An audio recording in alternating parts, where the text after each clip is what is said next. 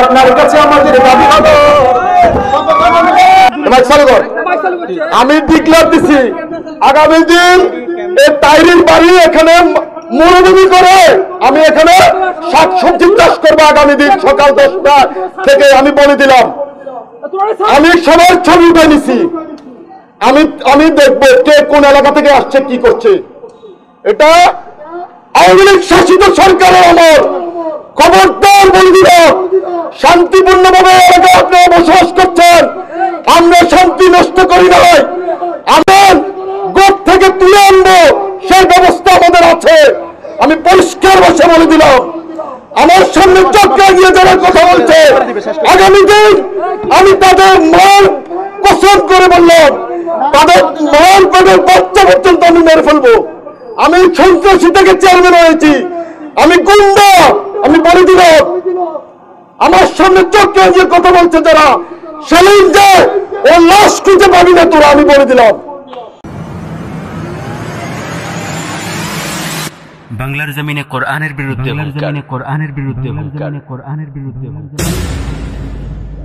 একটা সময় ছিল এদেশে ঈমান ও কুফরের সীমারেখা ছিল অস্পষ্ট। কুফরি গণতন্ত্র, শিরকি সংবিধান আর জাহিলি রাষ্ট্র ব্যবস্থার সমন্বয়ে যে ইরতিদাদ বাংলার মুসলিমদের হৃদয়ে দূষণ ছড়াচ্ছিল তা আজ মহামারী আকার ধারণ করেছে। বাংলার জমিনে গণতন্ত্র, সমাজতন্ত্র, জাতীয়তাবাদ ও ধর্মনিরপেক্ষতার মতো বড় বড় 4টি কুফরের স্থপতি মিস্টার শেখ মুজিবুর রহমানের মূর্তি স্থাপনকে কেন্দ্র করেই যে আদর্শিক দ্বন্দ্ব সৃষ্টি হয়েছিল তা ক্রমশ স্পষ্ট হয়ে উঠছে। সময়ের সঙ্গে পাল্লা দিয়ে ধীরে ধীরে আলাদা হয়ে যাচ্ছে দুটো শিবির। একটি শিবির ঈমান ও তাওহীদের, আরেকটি শিবির কুফর ও শিরকের। আওয়ামী মুশরিক লীগের অঙ্গ সংগঠন ছাত্রলীগের সভাপতি কুলাঙ্গার নাহিয়ান খান জয় তার গুন্ডা বাহিনীকে নির্দেশ দিয়েছিল ওয়াজ মাহফিলে পাহারা বসাতে। যেখানেই ঈমান ও তাওহীদের কথা হবে, কুফর ও শিরকের বিরুদ্ধে আওয়াজ উঠবে, সেখানেই যেন ছাত্রলীগের গুন্ডারা আক্রমণ করে। এদেরকে গণধোলাই দিয়ে হাত পা ভেঙে দিবেন। এই মামুনুল হক, এই হিজরত দল, হিজরার বাচ্চারা, হিজরত আপনারা ওই ওয়াজ মাহফিলে আপনারা প্রতিহত করবেন তাদেরকে।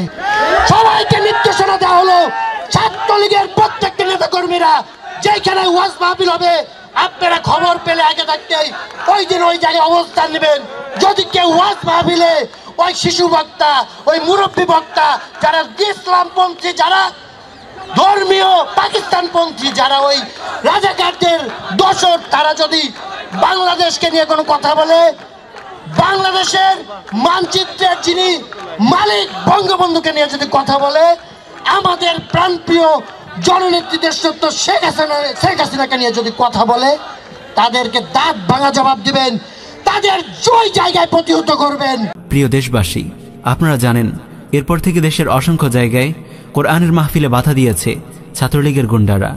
তারা আলিমদের সঙ্গে বেয়াদবি করেছে, ওয়াজ মাহফিল বন্ধ করে দিয়েছে। একটু খেয়াল করলেই আপনারা বুঝতে পারবেন পরিস্থিতি খুব দ্রুত নিয়ন্ত্রণের বাইরে চলে যাচ্ছে।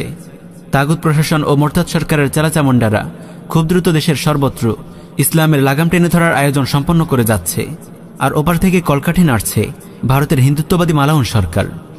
প্রিয় দেশবাসী, অবশেষে আজ আমাদেরকে এমন ঘটনাও দেখতে হলো যে আওয়ামী মুশরিক লীগের এক গুন্ডা চেয়ারম্যান প্রকাশ্যে মাহফিলে এসে মাইক হাতে আল্লাহ তার রাসূলের বিরুদ্ধে যুদ্ধ ঘোষণা করেছে, বক্তাকে কোরআনের আয়াত তেলাওয়াত করতে বাধা দিয়েছে।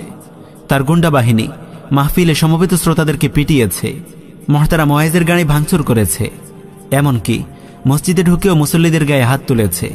আর আলিম বক্তার হাত থেকে মাইক কেড়ে নিয়ে বলেছে, আমি আগামীকাল এই মাহফিলের জায়গায় শাকসবজির চাষ করব। এটি আওয়ামী লীগ শাসিত সরকারের আমল, আমি ঘর থেকে তুলে আনব। যারা আমার বিরুদ্ধে কথা বলছে তাদের মায়ের পেটের বাচ্চা পর্যন্ত আমি মেরে ফেলব।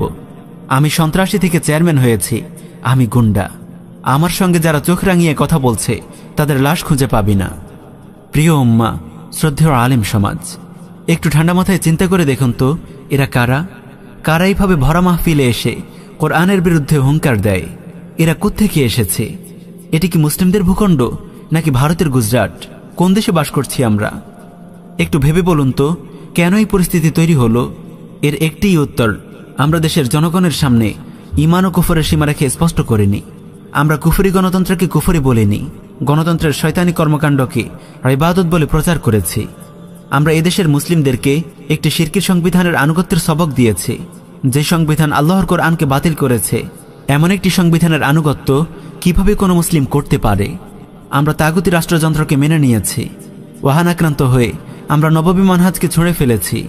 দাওয়াহ ইরাদাত ও জিহাদের পরিবর্তে আমরা নিষ্ক্রিয়তার ভ্রষ্ট মানহাজকে গ্রহণ করেছি। আজ এই অপকর্মের ফলাফল আমাদের সামনে স্পষ্ট। আজ মুসলিমের বাচ্চারাই শিরক কুফরের পাহারাদারে পরিণত হয়েছে। আফসোস, শত আফসোস।